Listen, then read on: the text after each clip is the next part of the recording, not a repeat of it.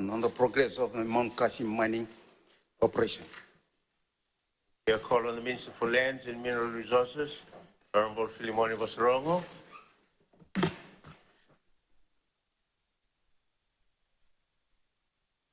Thank you, Mr. Speaker. And I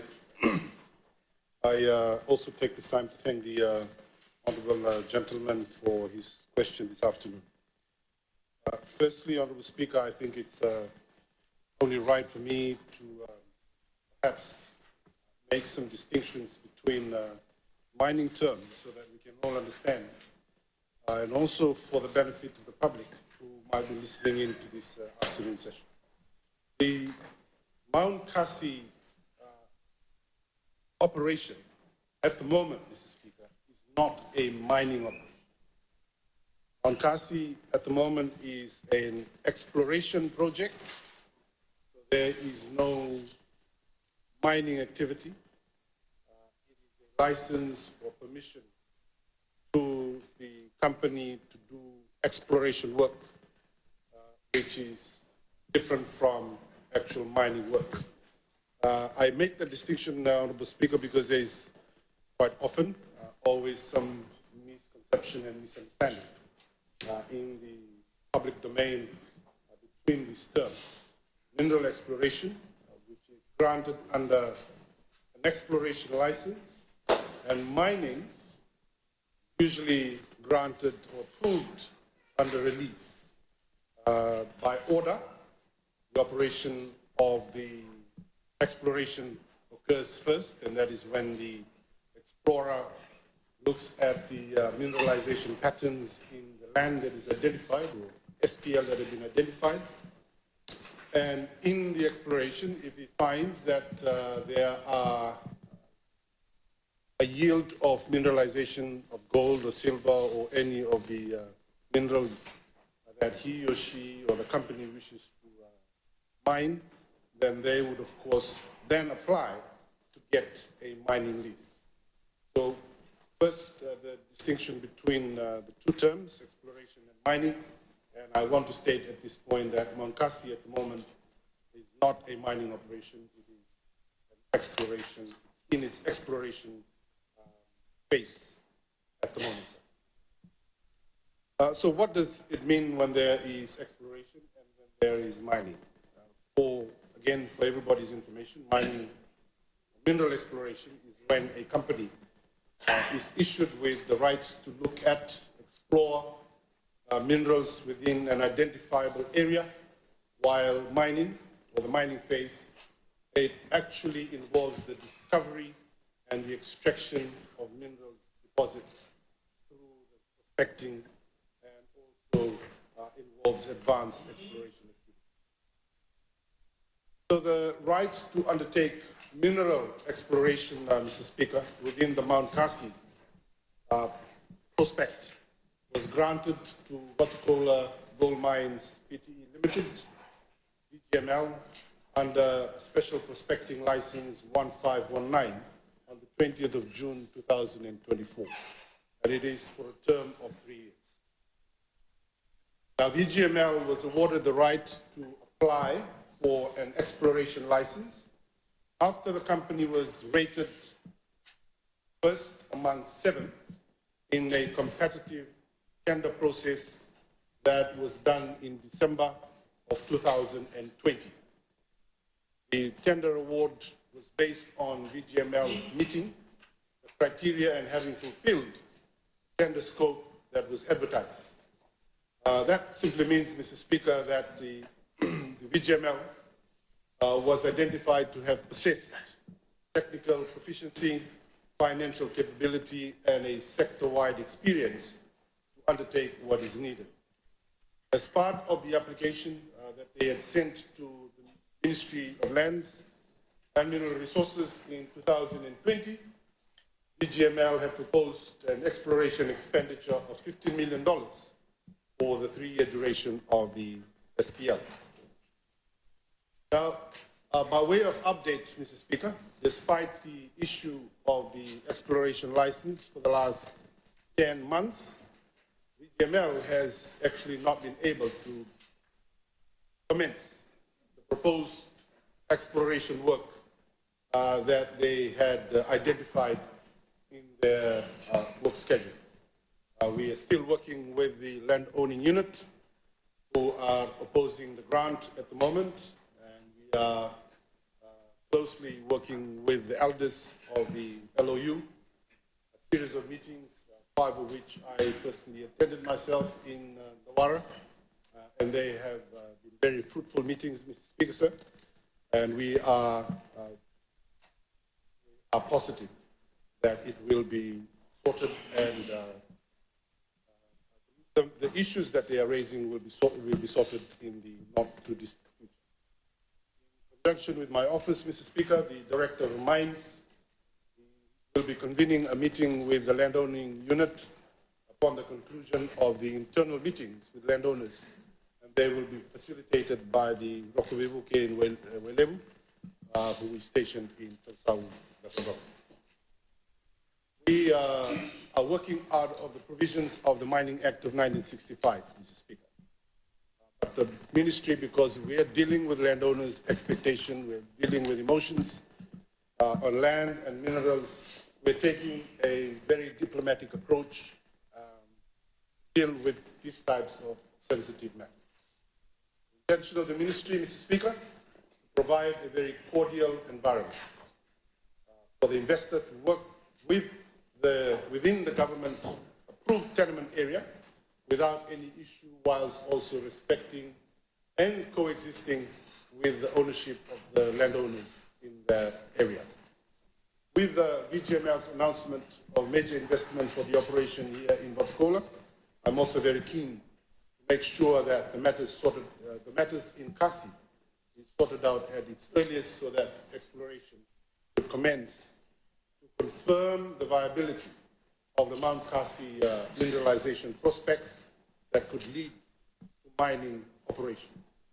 I say this, Mr. Speaker, because if we take the Tuvatu operation as an example, mining operation in Mount Kasi, if it starts after the prospect is finished, it would mean automatically work for between 300 to 400 immediate jobs for the young men and women, particularly in the Wailevu area. That means in terms of money, an immediate 500,000 to 600,000 per fortnight in pay alone. In Tuvatu, there are 473 employees in the mine. Their pay every fortnight is around $650,000. So that's the kind of money, Mr. Speaker. Imagine new money that is going to be localized into the Vosarogo and particularly in the Wailevu district economy by workers, and if exploration moves to mining, Mr. Speaker. New jobs, new road infrastructure, new opportunities, and of course, new context for families to grow. Speaker, for example, in Tuvatu, they spend $6 million in operational costs every single month. Imagine that kind of money circulating in logistics, catering, services, supplies in the Vosarogo and the Wailevu economy. Mr. Speaker, I would like to take this opportunity to thank the Honourable Gentleman for the question that he had raised, and I remain very positive that we are going to make sure that the VGML's prospect is going to be a successful one, and that when it graduates into mining, it is going to create a lot of jobs for people, particularly for young people in the Wailevu Tikina. Thank you very much, Mr. Speaker. I thank the Minister for Lands and Mineral Resources, Honorable Filimoni Vosarogo, for his response. Are there any supplementary questions? I recognize Honorable Sharma. Thank you, Mr. Speaker, sir, and I'd like to thank the Minister for elaborating on that. Honourable Minister, you said a few things about Vosarogo gold mine, and it's to my interest as well. There's issues of complaints of sulfur dioxide as pollution and acid mine drainage, but I can be corrected if that Vosarogo gold mine is also running on a loss for past few years. You talk about exploration. Yes, exploration leads to extraction. And is there any EIAs on the exploration? And if it turns into extraction, is there any restoration mechanisms in place, or that is part of the discussion once extraction process begins? Honorable Minister Vosarogo. Thank you, Mr. Speaker. I'm trying to understand the question. Is it in relation to Monkasi or elsewhere? Can you clarify, Honorable Sharma? Yes, Mr. Speaker, sir, it related to Mount Kasi. That has a EI been done on the exploration bit? When you explore, there is mechanisms, or you mimic mining. Okay, and then when actually, if it proceeds to extraction, are there close coordination with the Ministry of Climate Change in terms of restoration efforts? Because, Mr. Speaker, so the point I'm trying to drive across is Fiji should not be a trade-off with these natural resources in terms of income generation that can have impacts on the future generation going forward. Honorable Minister. Thank you, Mr. Speaker. I think the question is really out of context with the explanation that I've just made. The SPL has been issued. They haven't even started. There is a regiment of work schedule that they need to meet. And until we sort out the landowner issue, we're not there yet. And also, Mr. Speaker, at the moment, they have what is required by the ministry. And part of that is there is going to be a very stringent environmental regulatory framework and aspect to it. And until they tick that box, they will not be able to graduate the prospect into a mining lease. Everything is watched at periodics between the MRD people, MRD staff, and those who work on the ground by the company. Thank you. Very early days, Mr. Speaker. Thank you, Minister. Leader of the Opposition. Thank you, Honourable Speaker. My question to the Minister is, we have issued the exploration license, but they cannot start because of the landowner issues. Were the landowners part of the initial consultation, or are these new issues brought up by the landowners after the exploration license has been issued by your ministry? Thank you, Honourable Minister. Thank you, Mr. Speaker. As I had identified in my reply to the question, the tender was put out in 2019. It was awarded in 2020. Consultation continued to happen after the award was done between 2020 to 2023-24. When we took office on the 24th of December, I could recall that I met with the landowners about 5 times. I think before that there was a series of meetings that could possibly have been attended to by my previous ministers for lands. There are, to an extent, there has been some interference by companies who were not successful in the application process in 2020.